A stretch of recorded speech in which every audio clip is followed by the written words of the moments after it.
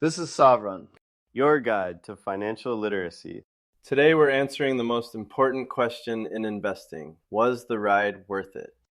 In 2021, the ARK Innovation ETF was the hottest fund on Wall Street. Then it crashed 78% from its peak. Sure, it had massive returns before that, but was it worth the stomach-churning drop? That's exactly what the Calmar Ratio tells you. The Calmar Ratio answers one simple question. How much return did you earn for every unit of your worst-case loss? It takes your annual return and divides it by your biggest drop. High return with a small drop? Great Calmar. High return but a terrifying crash?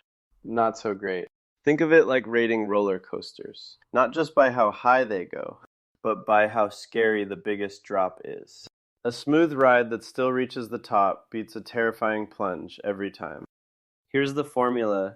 Calmar Ratio equals annualized return divided by the absolute value of max drawdown.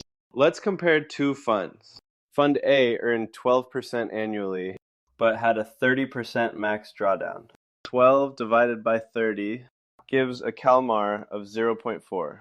Now Fund B, only 8% returns, but just a 10% drawdown. 8 divided by 10, Calmar of 0.8. Fund B is actually the better risk-adjusted performer, double the Calmar of Fund A. So what's a good Calmar? The S&P 500 typically sits around 0.5. Berkshire Hathaway, about 0.6. A solid hedge fund targets above 1.0. Elite managed futures funds can hit 2.0 or higher. And the legendary Medallion Fund? We'll get to that. Renaissance Technologies Medallion Fund is the gold standard. From 1988 to 2018, it earned 66% annualized returns, with a max drawdown of roughly 10%. That's a Calmar ratio of 6.6, almost mythical. Compare that to the S&P 500's 0.5 over the same period. It's why investors pay 5.44 fees just to access that kind of risk-adjusted performance. Here's the trap. A fund with 20% returns and a 60% drawdown has a Calmar of just 0.33. A fund with 10% returns and a 10% drawdown? Calmar of 1.0. 3 times better.